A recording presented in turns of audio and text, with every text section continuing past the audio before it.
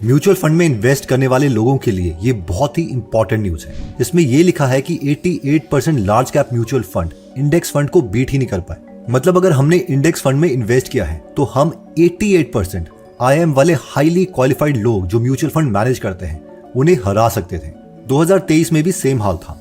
हर 4 में से 3 mutual fund index fund को बीट नहीं कर पाए। इंडिया तो छोड़िए, अमेरिका में भी एग्जैक्टली यही हाल है। और हमें वॉरेन बफेट सर की शर्त के बारे में तो पता ही है कि उन्होंने कहा था कि नेक्स्ट 10 साल में अगर कोई भी दूसरी पार्टी का म्यूचुअल फंड इंडेक्स फंड को बीट करता है तो मैं उन्हें 8 करोड़ रुपए दूंगा। और जब इंडेक्स फंड के साथ इन 5 म्यूचुअल फंड की शर्त लगी तो एक भी actively managed mutual fund index fund को बीट नहीं कर पाया था। अब इसे एक कंक्लूजन तो क्लियर है कि भाई साहब चुपचाप से ही इंडेक्स फंड में पैसे लगा दो, बाकियों में क्यों लगाने। और साथ में हमें यह भी पता है कि अगर हम किसी RD में अगर पैसे किश्तों में इन्वेस्ट करते हैं जिसमें हमें 2.5 से 8.5% मिलते हैं, तो अगर हम 20,000 रुपए 20 सालों के लिए इन्वेस्ट करें तो उसकी टोटल वैल्यू 1,18,00,000 के आसपास बैठेगी।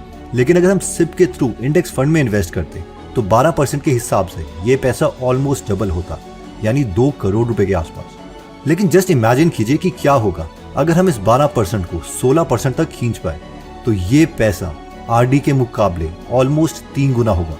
इसका मतलब है कि ये जो एक्स्ट्रा हमें 3 से 4% मिल रहा है वो लंबे समय में बहुत बहुत मैटर करेगा। तो सवाल ये है कि RD से 8% से 12% कैसे जाना है, वो तो हमें पता है इंडेक्स फंड के थ्रू। लेकिन 12% को 16% तक कैसे खींचा जाए, इन शॉर्ट इंडेक्स फंड को बीट कैसे किया जाए। अब आप बोलेंगे कि यार अभी तो हमने देखा कि इंडेक्स फंड को तो IIM से पढ़े ग्रेजुएट्स भी बीट नहीं कर पा रहे, तो हम कहां से बीट करेंगे। लेकिन इंडेक्स फंड को बीट किया जा सकता है और वो है खुद इंडेक्स फंड्स की मदद से। इससे पहले कि मैं 3 मेथड शेयर करूं जिससे हम इंडेक्स फंड को बीट कर सकते हैं, हमें ये समझना पड़ेगा कि म्यूचुअल फंड हमारे पैसे एक्चुअल में इन्वेस्ट कैसे करते हैं। देखिए इसे ऐसे समझिए कि लेट से अगर आपने 3 तारीख को SIP स्टार्ट करी तो म्यूचुअल फंड वाले आपके हर 3 तारीख को जितने भी पैसे होंगे उसे मार्केट में इन्वेस्ट कर देंगे। लेकिन बात यह है कि हर 3 तारीख बराबर नहीं थी। 3 अप्रैल 2020 में कुछ एक्स्ट्रा हो रहा था, यानी इस टाइम मार्केट डाउन थी। तो अगर हमने इस टाइम पर पैसे इन्वेस्ट कर दिए होते तो उसकी वैल्यू आगे चल के बहुत होती। तो इस टाइम पर अगर हमने 20,000 की जगह 80,000 रुपए एक्स्ट्रा डाल दिए होते, यानी 1 लाख रुपए डाल दिए होते, तो आपका जो रिटर्न है वो बहुत ज्यादा इंक्रीज हुआ होता। पर सवाल ये है कि मार्केट की वैल्यू कम है या नहीं, उसका पता कैसे किया जाए।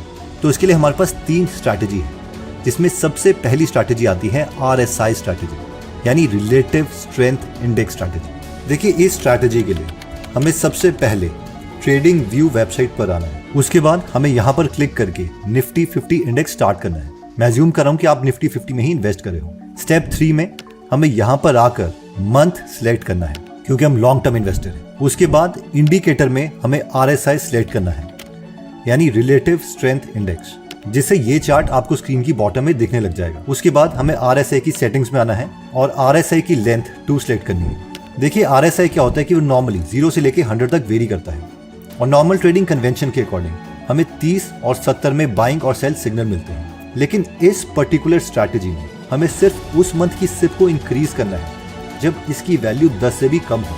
फॉर एग्जाम्पल हम यहाँ पर देख सकते हैं कि यहाँ पर इसकी वैल्यू 9.96, 9.3, 8.71 यहाँ तक चली गई थी। यानी इस वक्त पर जो हमारे महीने की SIP है उसका अमाउंट हम इंक्रीज कर सकते थे। वैसे ही अगर हम यहाँ पर देखें तो यहाँ पर भी 9.33, 8.71 तक इसकी वैल्यू गई थी और यहाँ पर भी हम अपने SIP के अमाउंट में पैसे ज्यादा डाल सकते थे। अगेन सेम चीज जून 2022 के आसपास भी हुई, जहाँ पर इसकी वैल्यू 9.33 के आसपास गई। इन शॉर्ट नॉर्मल SIP के साथ साथ जब भी मार्केट में डिप आ रहा है उस वक्त हम उसी इंडेक्स फंड में ज्यादा पैसे इन्वेस्ट कर रहे हैं ताकि हमें ज्यादा यूनिट्स मिले और जो हमें एवरेज रिटर्न मिल रहा है 12% के आसपास उसे आगे खिसका सके। मार्केट में डिप को पता लगाने का दूसरा तरीका है वॉरेन बफेट इंडिकेटर, जो कि खुद वॉरेन बफेट सर ने दिया है। इसके लिए हम गुरु फोकस वेबसाइट में आ सकते हैं और यहाँ पर देख सकते हैं कि इस वक्त मार्केट सस्ती है या महंगी। तो वॉरेन बफेट के इंडिकेटर के अकॉर्डिंग हमें मार्केट कैप को GDP से डिवाइड करना पड़ता है और अगर इसका रेशियो 64% से कम आता है, यानी 0.64 से कम आता है, तो उस वक्त पर मार्केट बहुत ही सस्ती है और इस वक्त पर हम अपनी SIP तो चलने देंगे लेकिन एक एक्स्ट्रा अमाउंट इसमें इन्वेस्ट कर देंगे। अगर ये वैल्यू 82% और 100 के बीच में है तो मार्केट फेयर वैल्यू है, यानी नॉर्मल SIP चलने देंगे। और ये वैल्यू अगर 100% से ज्यादा है तो भी हम SIP के अलावा बाकी पैसे अभी इसमें इन्वेस्ट नहीं करेंगे। तो ये जो वेबसाइट है गुरु फोकस, ये लाइव अपडेट होती है और इसके अकॉर्डिंग अभी जो रेशियो चल रहा है वो है 97.71% और अभी मार्केट फेयर वैल्यूड है, यानी जो नॉर्मल SIP है वो हम चलने देंगे। इसी वेबसाइट में हम देख सकते हैं कि वॉरेन बफेट इंडिकेटर को और एक्यूरेट करने के लिए इन्होंने डिनोमिनेटर में कुछ चेंज किया है। यानी रेशियो का जो फॉर्मूला है वो लिया है total market cap divided by GDP plus total assets of central bank, और उसके अकॉर्डिंग अभी मार्केट सस्ती है या महंगी वो हमें इससे पता चलेगा। लेकिन इस फॉर्मूले के अकॉर्डिंग भी अगर अभी हम देखते हैं तो मार्केट फेयर वैल्यूड है, यानी हम सिप में एक्स्ट्रा अमाउंट अभी नहीं डालेंगे। डिप को पता करने के लिए तीसरा तरीका आता है पीई रेशियो। तो नॉर्मली पीई रेशियो जो है वो मार्केट के सेंटिमेंट को बताता है। अगर पीई रेशियो की वैल्यू ज्यादा है इसका मतलब है कि मार्केट बहुत ही खुश है, यानी एक्चुअल में जो शेयर की वैल्यू होनी चाहिए उसके वो उससे ज्यादा पैसे देने को तैयार है। और अगर निफ्टी 50 की पीई की वैल्यू कम है तो इसका मतलब है कि मार्केट थोड़ी डरी है और वो अच्छी चीज को भी सस्ते दाम में बेच रही है, और इसी वक्त पर हम अपने सिप के साथ थोड़े एक्स्ट्रा पैसे डाल सकते हैं। प्राइम इन्वेस्टर वेबसाइट के अकॉर्डिंग अगर पीई की वैल्यू 14.6 से 21.8 के बीच में आती है तो मार्केट थोड़ी सस्ती है और इस टाइम पर थोड़ा इन्वेस्ट किया जा सकता है। और अगर पीई की वैल्यू 28.34 से 36.4 या उससे ज्यादा है तो मार्केट महंगी है, यानी नॉर्मल सिप चलने दीजिए, कुछ एक्स्ट्रा इन्वेस्ट मत कीजिए। इसके बीच के रेशियो में भी हमें इन्वेस्ट नहीं करना है। इसी इंफॉर्मेशन को यहाँ पर इस चार्ट में भी दिखाया गया है, जिसमें डार्क ग्रीन का मतलब है कि यस मार्केट सस्ती है, इसमें ज्यादा इन्वेस्ट किया जा सकता है, और डार्क पर्पल का मतलब है कि मार्केट इस वक्त बहुत महंगी है, इसमें अभी ज्यादा इन्वेस्ट मत कीजिए। अगर हम मई महीने की भी बात करें 2024 की, तो इस वक्त पर जो वैल्यू है वो 21.61 है, यानी इस इंडिकेटर के अकॉर्डिंग मार्केट हल्की सी सस्ती है और उसमें थोड़े पैसे इन्वेस्ट किए जा सकते हैं।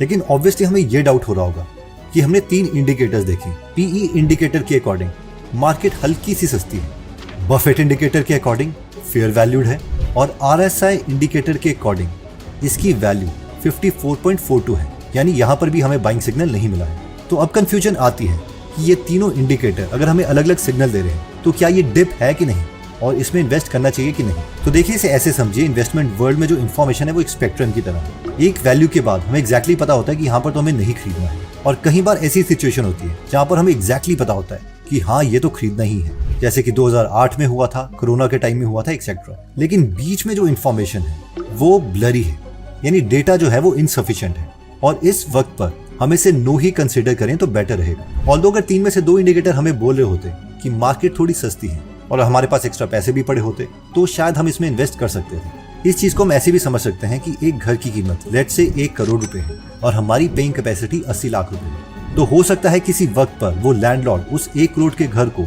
90 लाख रुपए में दे रहा हो। अब हमें पता है कि उसने हल्का सा सस्ता किया है, तो इस वक्त पर हम डिसीजन ले भी सकते हैं या नहीं भी ले सकते। बट सबसे बेस्ट यही रहता है कि जब डेटा एग्जैक्टली क्लियर हो उसे ही फॉलो करें। अब लास्ट सवाल ये आता है कि यार ये बार बार ये मार्केट को देखेगा कौन, या बेस्ट तरीका क्या है मार्केट को देखने का, या फिर नॉर्मल मोबाइल के फोन में हर हफ्ते एक टाइम फिक्स कर सकते हैं जिस वक्त पर हम इन तीनों इंडिकेटर की वैल्यूज देखेंगे। दूसरा तरीका थोड़ा पेड है जिसमें हम ट्रेडिंग व्यू या फिर स्क्रीनर की प्रीमियम मेंबरशिप ले सकते हैं। तो जो भी आपको तरीका लगता है आप उसे यूज कर सकते हैं। तो आई होप ये जो तीनों इंडिकेटर हैं वो आपको मदद करेंगे एक बेटर इन्वेस्टर बनने के लिए। इंडेक्स फंड और इन्वेस्टिंग के ऊपर बहुत सी बुक लिखी जा चुकी है, जैसे कि little book on common sense investing, beating the street, one upon the wall street etcetera.